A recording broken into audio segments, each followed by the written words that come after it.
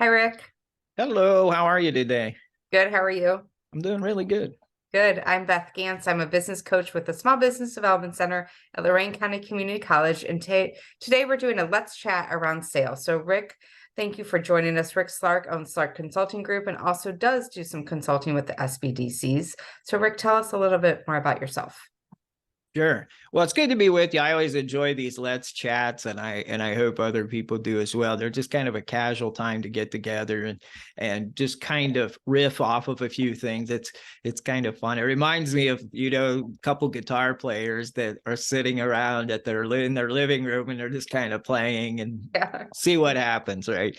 Right. So yeah, so that's what I love about these. And you're right. I work with a lot of SBDCs, love working with Lorain County. And I do own a consulting business where I focus on strategy and problems due to scaling or growth. And so I spend a lot of time in that area and excited to talk about this just enormous subject Yeah. of sales. Yeah. So, sales is such a big topic. And every time you and I talk, we always have a million ideas of what we want to talk about. But, I think sometimes we don't forget about sales, obviously, but there's so much that goes into the sales process. So I want to talk to you more about that today. And I think you're going to talk about a sales chain. So just, let's just dive in. Let's talk about that sales process. What are Yeah. your thoughts on that? And where do you even start? Yeah, that's a great place because on the sales sphere, there's so many entry points, right? And it's just as I said earlier, inexhaustible. So I don't want to wear everybody out or just kind of overwhelm everybody.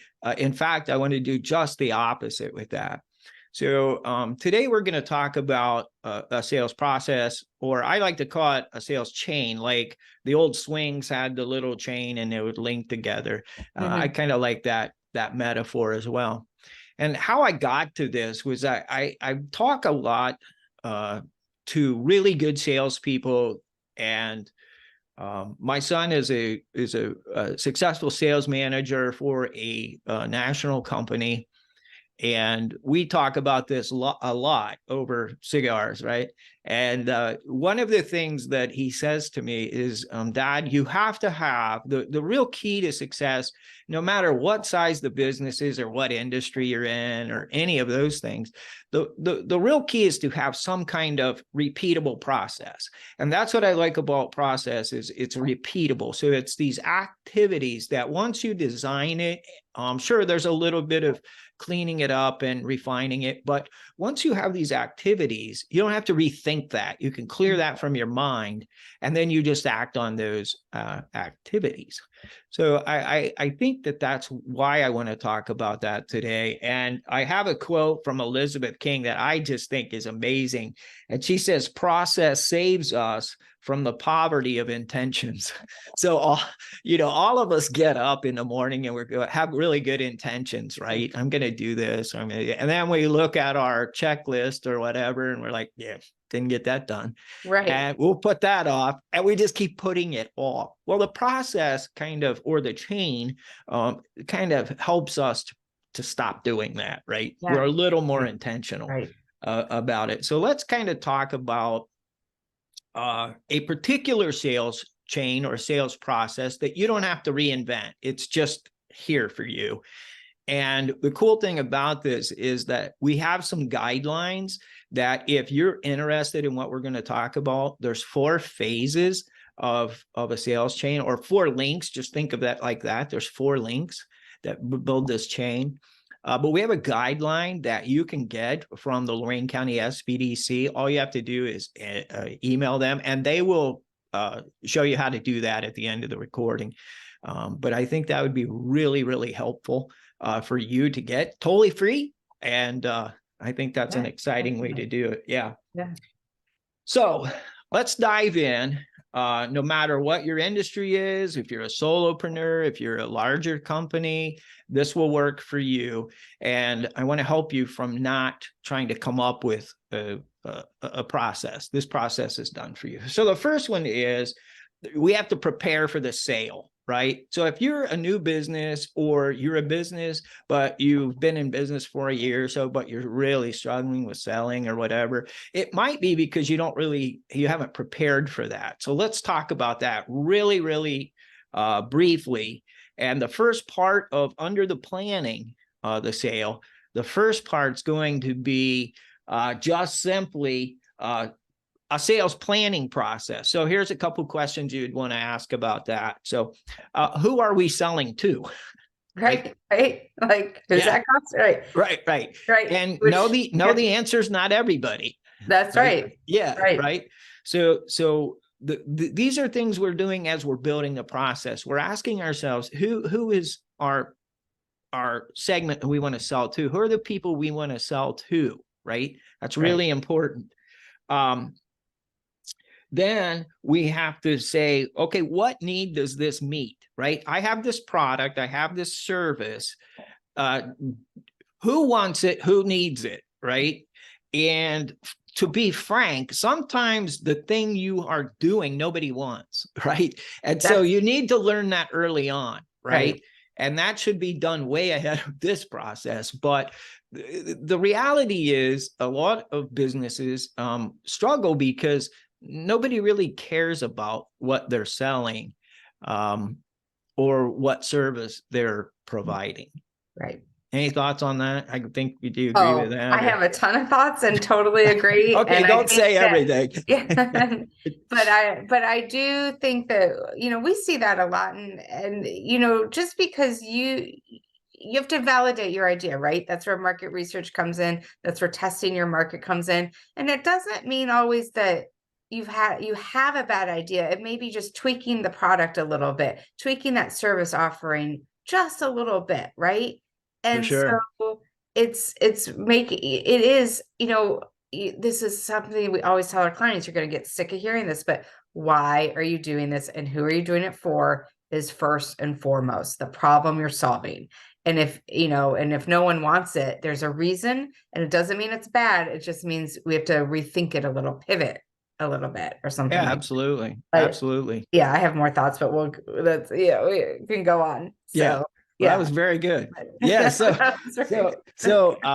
these are important. In a lot of ways. So we're preparing our sales chain. The first link is just simply like the preparation. And so who are we selling to? What need does it meet? Where will you sell it? Like, are you going to do trade shows? Are you going to do, where is the customer you're after? Where are they?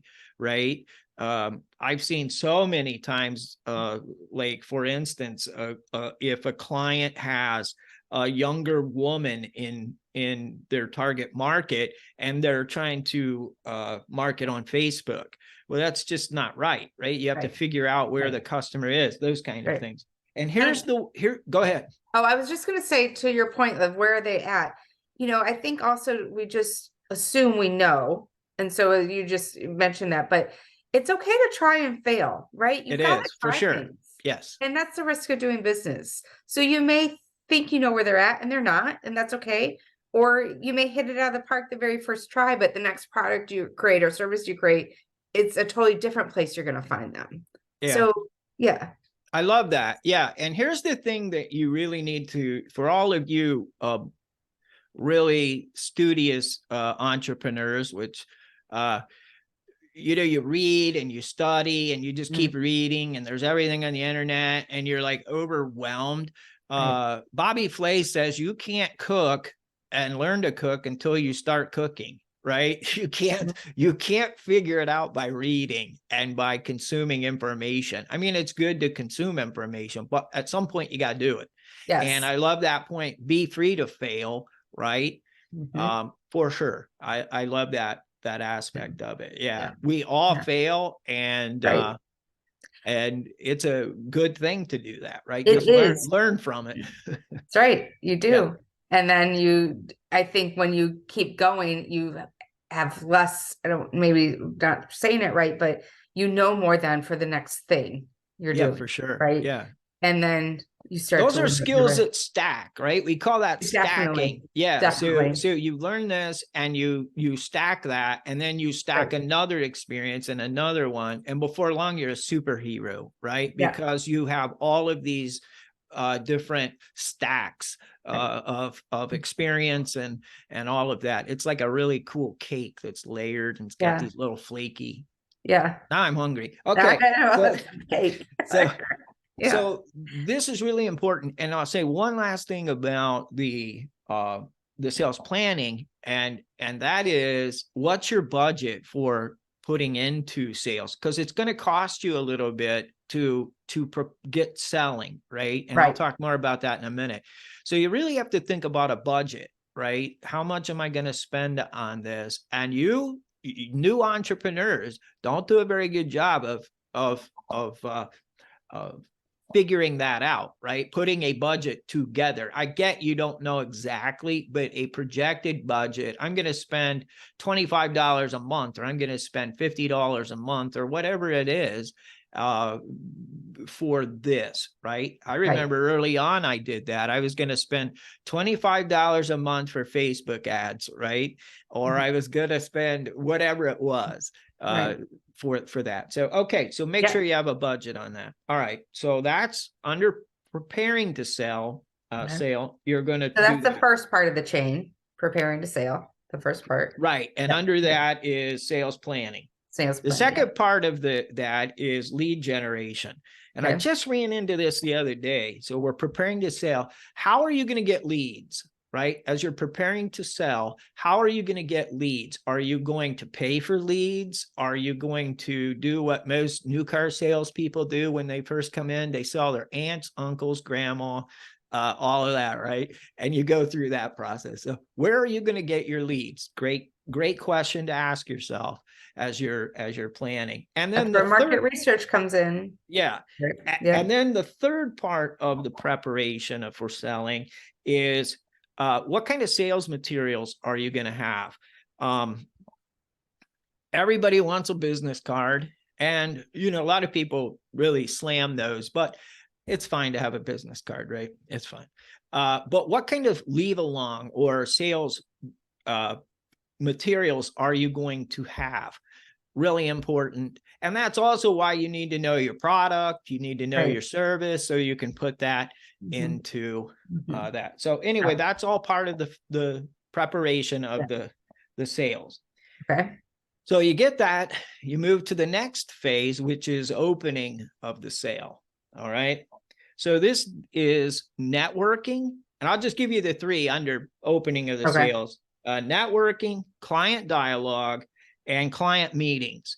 So now we're preparing, we've got our base. We're now going to start meeting clients, right?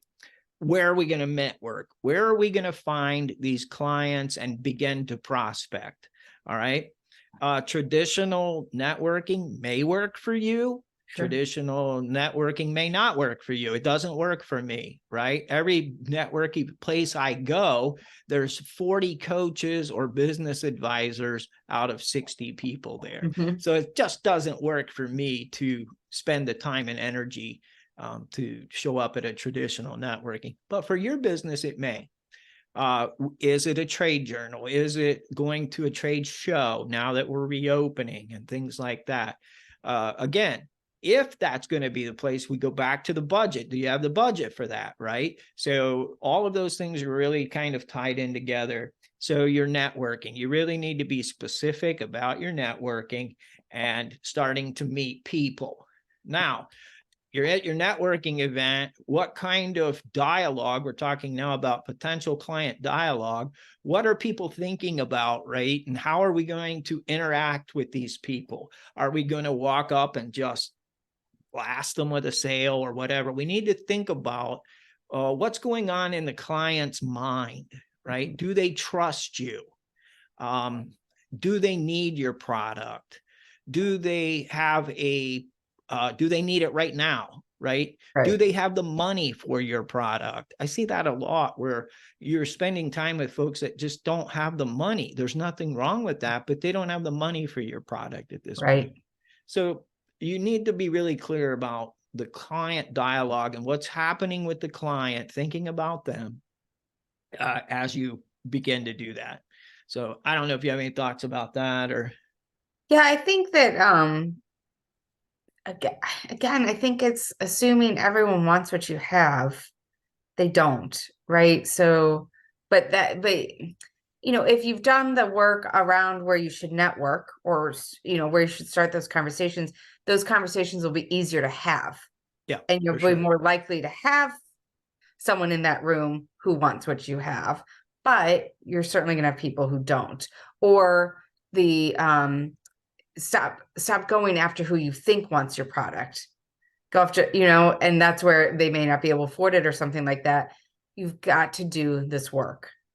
And For sure. it doesn't take that long to do the work, right? It's market research. That's a whole nother subject. Market research, getting You help. love that subject. I do love that subject, but that's also, and then testing, right? Testing your idea. So I can't stress that enough. Yeah. Yeah, Yeah. and on the client, they may not want your product right now. They might not Right. have a need for it, but later on they might, right? Right. So Right. that's really important. Yeah. A lot, and it depends on what your business is. Sometimes it's a really long sales process, right? Yes. And so you want to, even though they're not going to buy like right now, like for instance, if we have a bakery, we want them to buy right now. Right. But if we have a machine or a piece of equipment, that may be a much longer process. I have a friend that sells carpet and he sells to like a hotel. So he'll sell like to the Hilton chain, right? So he doesn't sell to like an individual Hilton. He sells to the headquarters, and then they put that carpet in all their hotels. Yeah. Well, he probably makes one sale a year, but that one sale a year goes into every Hilton or goes into every Macy's or retail store, right? Yeah. So that's a very, very long tail process. Yeah. See, all these things we could have more talks about. I get off on tangents and everything, but it's just I'm very passionate about this particular piece of it, knowing all of this because it's what drives the bottom line, right? That's what's going to make you money. Yeah, for sure.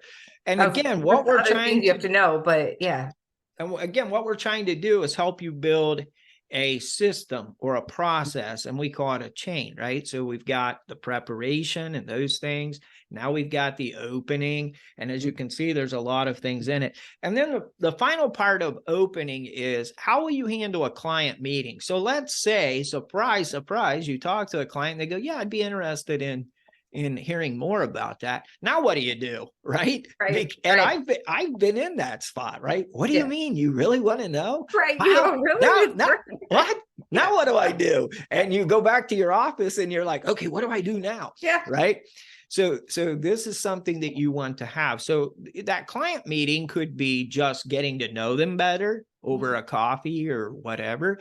It's probably not a sales pitch at that time, although it may be. So you need to really understand what you want to accomplish. In most cases, in this opening of the sale, when you have your first client meeting, it's kind of a get to know one another. What are your needs? How does your product, what's the process you're going through that you need something, some help with? Or that my widget will help you with that. In order for me to really understand that, I need to know your process. Right. So a lot of that first meeting is listening, right? Just listening to the client, trying to get a feel for don't talk too much. Right. Listen. Right. And I just want to chime in on that. I think people get nervous with that, right? They don't know what to say. They don't know what to do. They just want, they're excited and they, you may not come away with the sale, and that's okay. For sure. Have to understand that's okay. You've done the work, right? Like you've planted the seed and this is part of it. But it's actually a good thing. Those meetings are a good thing because you learn what people are wanting. Yes. And I call those sit downs, right? I just call it a sit down. And I use that term just because I want it to be in my brain casual, right? Mhm. So it's very relaxed. It's very, I'm learning about them. We're learning Mhm. about their kids, their process, all that kind of stuff. I'm building relationship. And honestly, sales is a lot of relationship, especially in our culture today. Yeah. Very important. No one wants to be sold to. I don't like being sold to, right? And in fact, if I feel I'm being sold to, I reject that right off the bat. And I think Right. most of us are like that. Yeah. So we want to build a relationship, that is, and there's a reason for that on down the chain. But anyway, so that's kind of the opening part of the sale. So now we have planned the sale, we have opened the sale, and we're doing that activity, and we're moving now to the closing of the sale. So now we've had our meeting, we know everybody, we kind of feel that. Now what do we do? So there's three things in this part of the sale, the closing of the sale, and that is we're presenting our offer. Sometimes you'll call that a pitch, right? This is the meeting where you're going to literally tell how your problem can solve the need. Sometimes that's in the client meeting before, but sometimes it's not. The negotiation and invoicing and contracting. Okay, so let's break those down real quickly. So how do you present? I went through this really a difficult time. I met this is early on in my business. I would meet people that would do a slide deck. So they would sit down with a client and they'd have a slide deck, and it was really sharp, and they would walk them through a process with the slide deck, right? I never felt really comfortable with that, but I tried to do it and it was like a failure, right? Because I'm much better just being natural. And that's how I found out, I did that through trial and error, right? But you may want to have that. Your product may be really technical, and you need to do that. Now, if you're a landscaper or a bakery or whatever, you probably don't need to do that. We know what you do, right? Right. So you don't need to necessarily do that, but you could if you wanted to. So thinking about that process, though, is how are we going to present the offer, right? And how are we going to do it different than our competitor would do it, right? So think about that. What if they say, yeah, I would love to do that, but I think your price is too high, right? And this is the negotiation part. And in here, this is where you need to really understand some common objections, and if practice common objections. The price is too high, whatever. It's not really what I want. I'm looking at a few other people, those kind of things. How do you deal with that? And this is a good place to learn some objections and common objections. Then let's say you get the sale. Now, what do you do? How do you invoice them? How are you going to send a contract? Do you have a contract that is like legal contract, right? Right. Yeah. So some of you listening to us don't even have a contract, right? Right. So how are you going to do that? Now, I'm not suggesting you have to be like elaborate with a lot of legalese, but I do recommend that you have maybe an attorney look at your contract. I think that is really important for you to do. As business advisors, we're not lawyers. And so we could, give you some recommendations, right? Sure. Of who to see or whatever. Sure. But the invoices and the contract. And so that process is really important. And here's the thing about that. Today, we live in a world where there's so much software that could do a really professional contract for you, invoice for you, linking your bank account, if it's a reoccurring thing. There's a lot of ways to do that we could have discussion about. But the point is, today, you need to figure out how you're going to do that. And the one thing I will say, you want to create little friction for the client. You don't want them to jump through a lot of hoops to get your contract signed or your invoice signed or whatever it is, right? The more hoops, you want to kind of clean that up. And there's enough software in our world today where you can do that, e-signing and things like that. Yeah. So I just want to take it from like a retail perspective, or you're walking in a retail store or a restaurant or something like that. these same things apply, right? So the presentation is, you figured, obviously maybe I've walked in there because I am your customer, right? And we've already established that, but it's how you made me feel when I walked in and it's your point of sales. So you're offering and things like that. But it's also, you know, so let's just take this presentation and offer negotiation. I literally did this the other day. I walked into a plant store. I want to be that plant lady and not kill my plants and all that stuff. And I walked in and the person was like, what can I do for you? Very engaging. I told this person my issues, and we actually did all of these things. She presented me an offer. We negotiated, meaning it was like, well, that plant might work better for my space than this plant For type, sure. and she explained to me when I was like, I don't have enough light and all of that.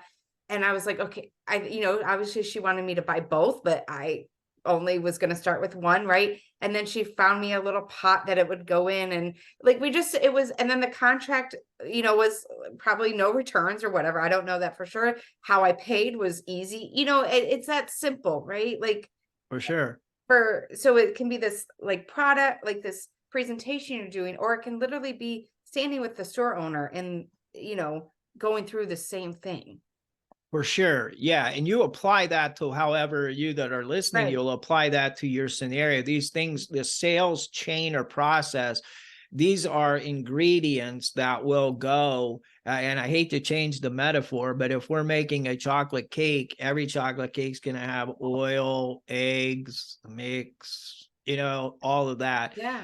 It's just going to be maybe a little bit different. So yeah, if it's retail or if it's a service or if it's a product, all of these ingredients are going to go into that process for sure. Yeah. Yeah. And how you apply them, you will Right. be up to you to make sure that you're Right. covering those. Yeah. Yeah. Yeah. Yeah, that's a good point. Okay. I have not killed my plant yet, by the way. Well, that's good news. Right. Plants are a big business right now. They are. Yeah. Yeah, it's insane.